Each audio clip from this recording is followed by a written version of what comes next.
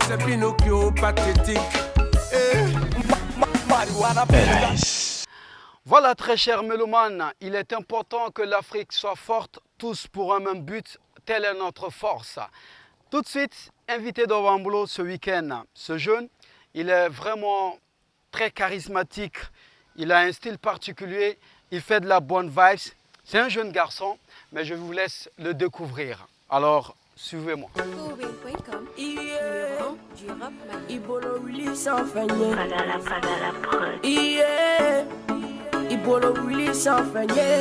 Voilà, comme vous l'avez dit, ani denmisɛnninw bɛ ɲɔgɔn fɛ n bɛ se k'a fɔ ko a ɲɔgɔn ta ka génération na parce que n'i y'a yɛrɛ lajɛ ka âge lajɛ k'a kɛcogo lajɛ ka tila k'a ye a ka chanson kɔnɔ a ka œuvre kɔnɔ a bɛ baara min kɛ i b'a dɔn k'a fɔ ko kuma dɔ la ko y a le don de Dieu.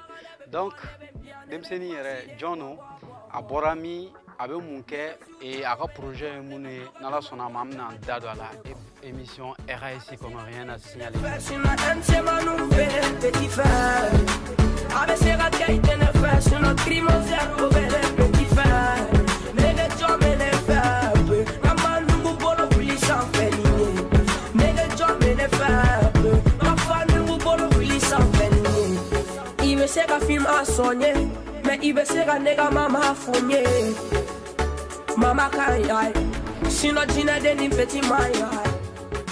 Alors mon frère, c'est comment? Ça va. Où es-tu? Ah, tiens, un tega gosi nyongo mulo de ke fen bana ko se. Fen ko tu re d'aller bala ka bana ou bien ABC? Non, abana. Abana. Donc en maladie ni ka bani. Alors, mon frère, comme c'est ta première fois dans l'émission RAS, RAS c'est une émission musicale.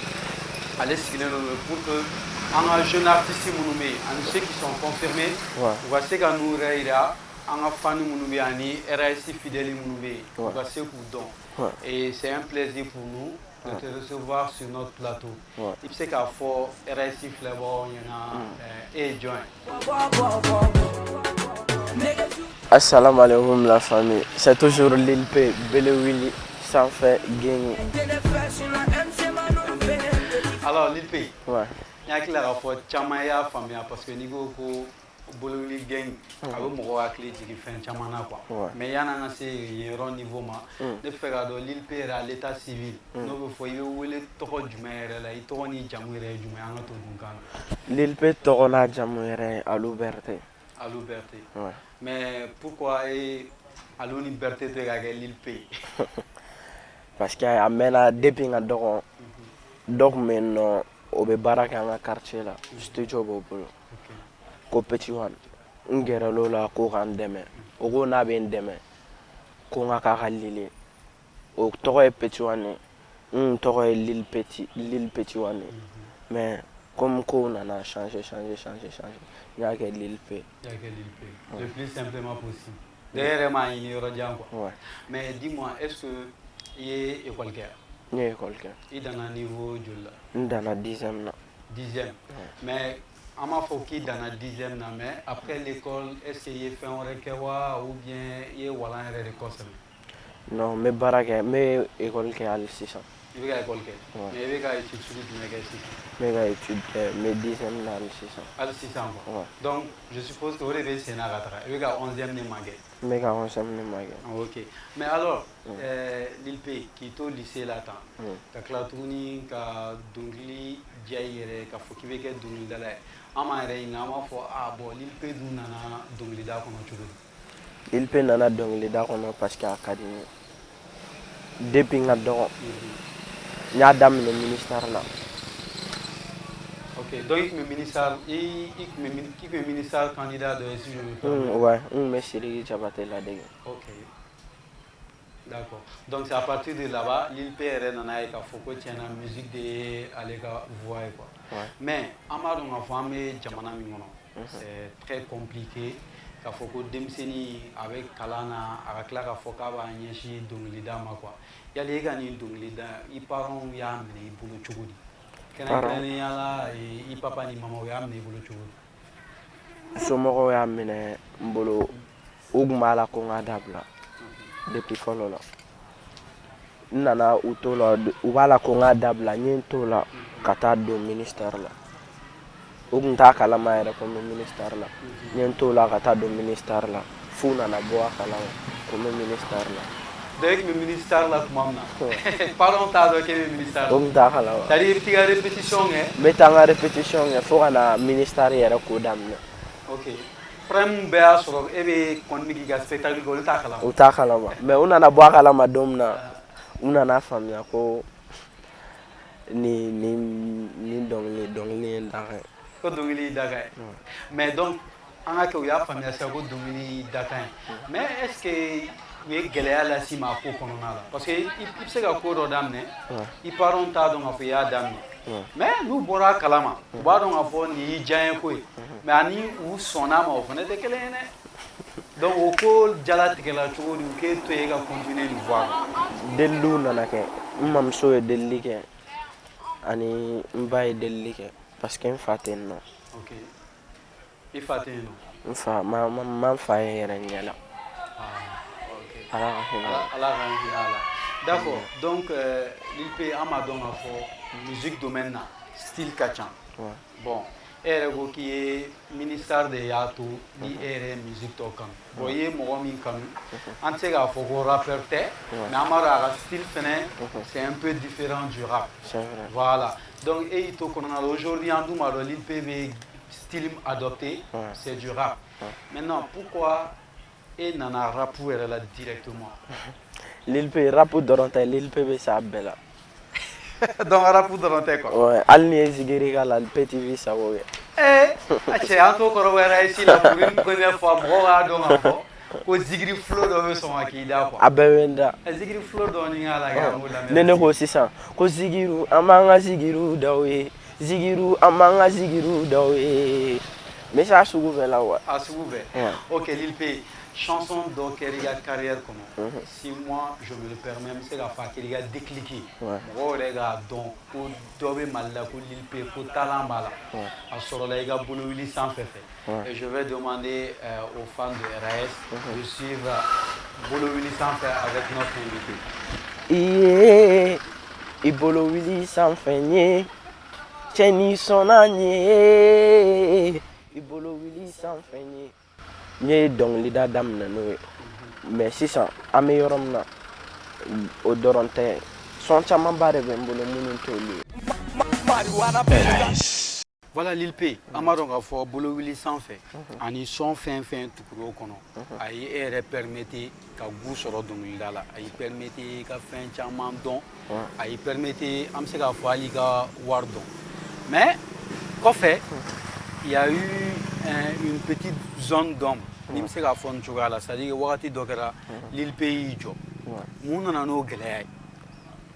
mun nana n'o gɛlɛya ye ne biti dilanna minnu bɛ baara kɛ ko Zipaga la n'o ka kɔntara o nana bɛn ni kɔntara ban wagati de ye quoi o wagati n tɛ ka dɛmɛbaga sɔrɔ i b'a dɔn n'i tɛ ka dɛmɛbaga sɔrɔ ko la a bɛ digi la.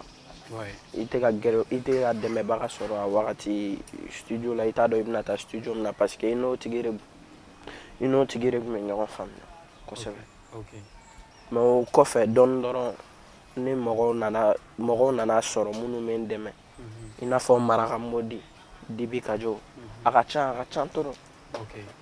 donc au stop kɔfɛ maintenant i y'a décidé ka wuli je suppose que y'a bila yɔrɔ min na k'a fɔ k'i b'a ta yen maintenant e yɛrɛ comme Mali la yan nɔ bɛɛ b'a ka fanu baptisé e y'i ta baptisé ko bolowili gang mais aujourd'hui bolowili gang yɛrɛ bɛ ka nafa jumɛn lase Lil P ma parce que bi aujourd'hui an tɛ ɲɔgɔn nɛgɛ Mali rap bon u b'a fɔ tɔncɛn no ne t'a fɔ tɔncɛn no mais je me dis que artiste fɛnɛ fanga ye a ka fanu de quoi parce que i b'a hali ni ye plateforme lajɛ i b'a ye dɔnkili minnu bɛ bila i ka fanu de bɛ à télécharger pour que i ka se ka fɛn sɔrɔ a la aujourd'hui e yɛrɛ n'i ka fanu cɛla bɛ cogo di. ne ni n ka fanu bɛ n fɛ ne b'u fɛ bolowili gɛngi n ka fanu ka ca quoi n ka fanu n'u bɛ ɲɔgɔn faamuya n ko ka d'u ye o ko ka di n ye. oui ko ka d'u ye o ko ka di ye mais maintenant Lil P question dɔ de bɛ yen peut-être c'est personnel, mais c'est un constat en tant qu'animateur. Moi, j'apprécie ce que tu fais et je sais qu'il y a un bon nombre de personnes qui font quoi. Mais ni ne b'a fɔ et ka talent ani ka succès ou ka jan quoi. C'est-à-dire que talent mila i kan un succès au kan il a ce niveau mima. I te ka se ka soma. E se ko instabilité e se ko expliquer cogo di ka fanu ka fa. Parce que kuma bɛ na ni pe ama ka fɔ ni jeune fila avenir ba la se dongila la. Mais après ama ye il veut jɔyɔrɔ dɔ la kɔfɛ i bɛ tunu kɔfɛ i bɛ tila ka bali ka bɔ. Qu'est-ce qui fait ça? O ye promotion kɛcogo ani dɔnkiliw fɛngɛ cogo dɔnkiliw bila cogo ani i ka baaraw kɛcogo. Ok. Donc o de b'i la retardé. O de bɛ n la retardé. O bɛ ko caman kɛ quoi. Mais e yɛrɛ bolo aujourd'hui est-ce que fanu i natɔ filɛ ne bɛ n jate comeback de dɛ ne b'a miiri k'a fɔ bon aujourd'hui i ni Marakamuri tɛgɛ bɛ ɲɔgɔn bolo ani i ka éléments caman minnu bɛ k'i soutenu cette fois-ci est-ce que fanu bɛ se k'a dɔn k'a fɔ ko nin ye Lil P wililen de pewu wa ou bien i bɛna a débrouiller k'a kɛ tuguni. Nin ye Lil P wililen de pewu. Nin ye Lil P wililen pewu. Dans une de tes chansons i bɛ Aya Nakamura cité c'est vrai non? Maintenant, qu'est-ce que Aya Nakamura, c'est qui pour toi? Mon Aya préféré qu'à citer qu'à Dominicain. A ko ka di ne yɛrɛ. Ka se degré jumɛn parce que a bɛ se ka kɛ a b'a mɛn dɛ. Aya Nakamura a ko ka di ne ye trop. Ok. Ne ni mun bɛ baara kɛ n y'a f'i ye cogo min na Zepa la. Oh. Ne n'o de tun bɛnna kan an ka sɔn bɔ Aya Nakamura kan. Ok. Parce que dɔ bɛ yen nɔ o bɛ dɔ dɔn. O n'a Aya Nakamura bɛ ɲɔgɔn dɔn. D'accord. O kun ale kun k'a ma dɛ ni an ye sɔn bɔ Aya Nakamura la ni sɔn banna ale bɛ taa ale bɛ sɔn yira Aya Nakamura la. Ok. Mais sɔn banna o nana bɛn ni o tigi ka banni Ala ka hinɛ la. Notre star Aya Nakamura, si jamais vous tombez sur cette image, sachez tout simplement que notre artiste phare Lil P aimerait certainement avoir une belle collaboration avec vous. Et nous sommes sûrs et certains que ça sera le hit de l'année. Lil P, sur ce, m'y invité à Aya Nakamura, dernier clip pour la J. Ça s'appelle Bobo et je suis sûr que ça te fera plaisir. Et vous êtes toujours dans l'émission RAS, l'émission qui vous permet tout simplement de découvrir toutes les tendances et c'est chaque samedi à partir de 21h. Alors mon frère, maintenant, cette fois-ci, on me fait une nouvelle mixtape. On me fait un mixtape d'abord. Et je pense que Dati Dove sera là. Et pour mixtape, il y a un bon warati du mixtape Fanunga ya Fana. Mixtape Gunganga Bo Kabla le 28. Le 28 mai. Le 28 mai. Mais si ça a Dati Fale. Un Dati Fale à Kangabla le 19 là. Le 19 là. Donc, nous avons contre-temps. Au contre-temps, fin de Nyakamina Honala. Ok. Ang boloko morceau flaveno. Ang boloko vena banga be ama. Ani koda o dona kono. Fanunga ya forma no klovena. Fanunga o klova là. Mais nyano feneche, nyani le 19 feneche. Mena morceau fladi fanuma. Oe mo duma lezi la waya forma. Fanunga o klova là. Bolo gang patron ko ka bɛɛ ya fama ka jena ma tɛgɛ fila wula dɔrɔn a tɛgɛ bila kɔfɛ quoi. Donc mixtape yɛrɛ an ka kuma kan dɔɔni i y'a tɔgɔ da jumɛn? Mixtape tɔgɔ ye Dakan. Dakan. Na i y'a choisi k'i ka mixtape tɔgɔ kɛ Dakan. N y'a tɔgɔ kɛ Dakan parce que morceau dɔw b'a kɔnɔ. N ka kow b'olu kɔnɔ olu morceau kɔnɔ quoi. I ka ko jumɛn b'i bolo? N ka ko caman b'a kɔnɔ. Ko caman b'a kɔnɔ. Ok, d'accord. Donc, si ça me fait qu'il y ait après la mixtape, et Lil P, il projet phare après la mixtape, me fait un concert. Concert de Negabila, quoi. Fanoui. Fanoui. Mais il y a Marakamuri, amo dati jatem ne follow. Aish. Ama dati jatem ne, mais. Modi bega a jatem ne, akanga akeka beni wakati ni fene. Mais na kera. Ni ale dati na ele dati jatem Fanu me bɔ a kalama fɛ. Fanu me bɔ a kalama. Ok, mais Lil, si ça ne fait qu'il y a aujourd'hui, par rapport à tout ce qui s'est passé, est-ce objectif principal est jumɛn? Malirapu kɔnɔ. Malirapu kɔnɔ. ou bien Mali musique en général parce qu'il y a un talent qui est là. Ne bɛ fɛ ka baara kɛ i n'a fɔ n ye n ka idole n bɛ fɛ ka baara kɛ i n'a fɔ Sidiki Diabaté. Sidiki est idole. Mais pourquoi il m'a collaboration avec Sidiki? Ne Sidiki tun bɛ ka baara dɔ kɛ mais o nana bɛn ni a ka déplacement quoi. OK. Donc aujourd'hui à Kadi Lil P a passé Sidiki ka niveau la Walma ka tɛmɛ au niveau. N bɛ fɛ ka baara kɛ ka tɛmɛ n ka idole fɛnɛ la. OK. Mais si ça non, ne fait qu'il y a ni ne ko qui a fin d'offre et qui te tient à cœur. Qu'a phobie à travers l'émission RAS, il y a fan ou bé, on m'a délégué un message mais qui te tient à cœur. Au message c'est à Djumé. Au message c'est à que fan ko wadine ne ko gadu eto komna u kadine etento. Ne bɛ fɛ u ka ne kanu ka tɛmɛ nin bɛɛ fɛnɛ kan. OK. Mɔgɔ minnu tulo bɛ nin na minnu bɛ se ka ne dɛmɛ u ka ne dɛmɛ. Donc Lil P a quitté, tu as fait un dernier clip récemment. Est-ce que Nya sauté? Il vient te na mettre Nya sola ou ya ko ga chugudi. Yana nga nyongo bla ama klina jigi ka foko anga jamana be la halamina amedumina kombi amanogo. Donc ama ini bela jelen fait begi tege di nyongoma ka ke kunglina kelen beka nyongo sembla anga nyongo bolomne femie faso mali obeseka tanye chogomi. Donc tous pour un pour tous. No kera anga mali abseka ka yerma oreya soro anga mali tanye obeseka sabati. Sur ce, je vous quitte avec ce tout nouveau clip de l'homme que nous avons perdu il y a cela quelques années. Il s'agit bien sûr de MHD. Allez, bye bye et au week-end prochain.